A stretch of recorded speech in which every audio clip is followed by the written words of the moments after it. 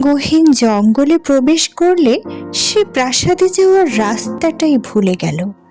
দিকবিদিক হয়ে চিন্তা করতে লাগলো সে কোথায় যাবে। একা একা এই জঙ্গলের মধ্যে সে কিভাবে জীবন যাপন করবে সেই বিষয়ে চিন্তা করতে লাগলো। একটা গাছের নিচে বসে মন খারাপ করতে লাগলো। ভৌতিক একটা পরিবেশ তৈরি হলো। একা একা সে এখন কি করবে, কোথায় যাবে সেই চিন্তাই করতে লাগলো। সে তো তার পিতাকে ভীষণ ভালোবাসে, কিন্তু তার পিতা তাকে ভুল বুঝল। বিনা কারণে শাস্তি স্বরূপ রাজকন্যার বনবাস হলো। ওই দিনই রূপনগরের নবাব বাহাদুর জঙ্গলের মধ্যে শিকারে গেল একা একা। শিকার করতে করতে তিনি আরো গভীর জঙ্গলে প্রবেশ করলেন। নবাব বাহাদুর জঙ্গলে শিকারে গিয়ে গভীর জঙ্গলে যখন কোনো শিকার খুঁজতে লাগলেন, হরিণের সন্ধান করতে লাগলেন, ঠিক তখনই তিনি একটি গাছের নিচে এসে চমকে গেলেন। তিনি দেখলেন গাছের নিচে নীল জামা পরা এক রাজকন্যা বসে আছে। হঠাৎ দেখতে পেয়ে নবাব বাহাদুর ভীষণ চমকে গেলেন। তিনি কিছুই বুঝতে পারলেন না। তাই তিনি রাজকন্যাকে জিজ্ঞেস করলেন, কে তুমি, কি তোমার পরিচয়? এই গহীন জঙ্গলে একা একা কি করছো? তোমার পোশাক দেখে মনে হচ্ছে তুমি নিশ্চয়ই কোনো রাজকুমারী হবে। বলো, কে তুমি?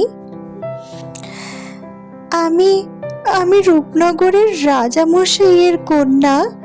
আমি যে রাজকন্যা, কিন্তু আমার পিতা আমাকে ভুল বুঝে বনবাসে দিয়েছে।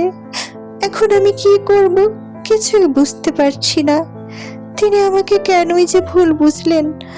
আমি আমার পিতাকে অনেক ভালোবাসি, কিন্তু তিনি আমাকে কিছুতেই বুঝতে পারলেন না।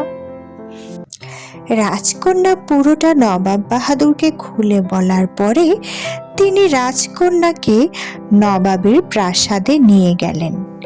সেখানে গিয়ে রাজকন্যা এবং নবাব বাহাদুর দুজনে আলোচনা করে সিদ্ধান্ত নিলেন তারা রাজা মশাইকে নবাবের প্রাসাদে দাওয়াত করে খাওয়াবেন, কিন্তু লবণ ছাড়া খাবার। লবণের গুরুত্ব রাজা মশাইকে বোঝাতেই তাকে লবণ ছাড়া খাবার দেওয়া হবে।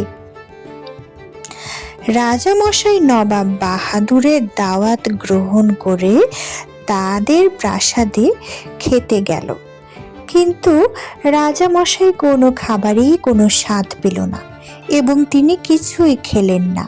তিনি বললেন, খাবারে একটুও লবণ হয়নি, খাবার বিস্বাদ লাগছে, স্বাদ লাগছে না লবণ ছাড়া, তাই তিনি খেতে পারছেন না। তখন নবাব বাহাদুর রাজা মশাইকে পুরোটা বুঝিয়ে বললেন। লবণের গুণ কতখানি তা তিনি রাজা মশাইকে বুঝতে সাহায্য করলেন। তরকারিতে লবণ না হলে যেরকম বিস্বাদ লাগে, রাজার অনুপস্থিতিও রাজার কন্যার জীবনে সেরকম বিষাদময়তা এনে দিবে। রাজাকে তিনি বোঝালেন যে তার কন্যাকে তিনি ভুল বুঝে বনবাসে দিয়েছেন, যা উচিত হয়নি। তার কন্যা তাকে সত্যি অনেক ভালোবাসেন, তাই তাকে লবণের সাথে তুলনা করেছে। রাজা মশাইও ভীষণ অনুতপ্ত হলেন। তিনি লবণের গুরুত্ব বুঝতে পারলেন এবং তিনি তার কন্যার কাছে ক্ষমা চাইলেন। তিনি বললেন, আমাকে তুমি ক্ষমা করে দাও বড় রাজকন্যা, আমি তোমাকে ভুল বুঝেছিলাম। তুমি সত্যিই আমাকে অনেক ভালোবাসো।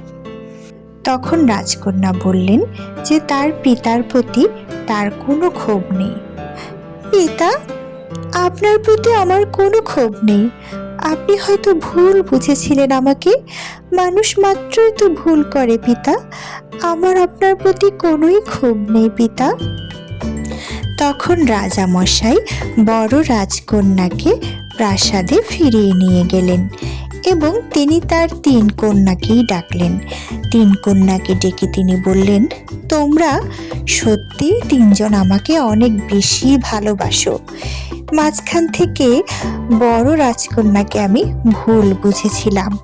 সকল কন্যারাই তাদের পিতাকে ভালোবাসে। আমি তোমাদের ভালোবাসাকে যাচাই করতে গিয়ে ভুল করেছি।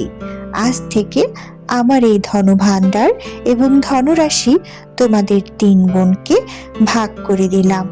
তোমরা এখান থেকে তোমাদের বাকিটা জীবন ব্যয় করতে পারো। এই অর্থ তোমরা মানব কল্যাণে খরচ করতে পারো। মানুষের কল্যাণে যদি আসো তাহলেই তোমাদের এই সম্পদ ধন্য হবে। এই সম্পদ খরচ করা সার্থক হবে। লোভ রাখবে না জীবনে। লোভের বশবর্তী হয়ে কোনো ভুল কাজ করবে না।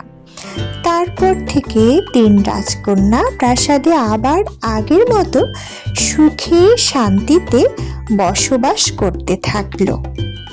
আমাদের গল্পটি যদি ভালো লাগে বন্ধুরা, তাহলে তোমরা লাইক করো এবং সাবস্ক্রাইব করো এবং সবার সাথে গল্পটি শেয়ার করো। তোমরা সবাই ভালো থেকো। Bye bye, tata.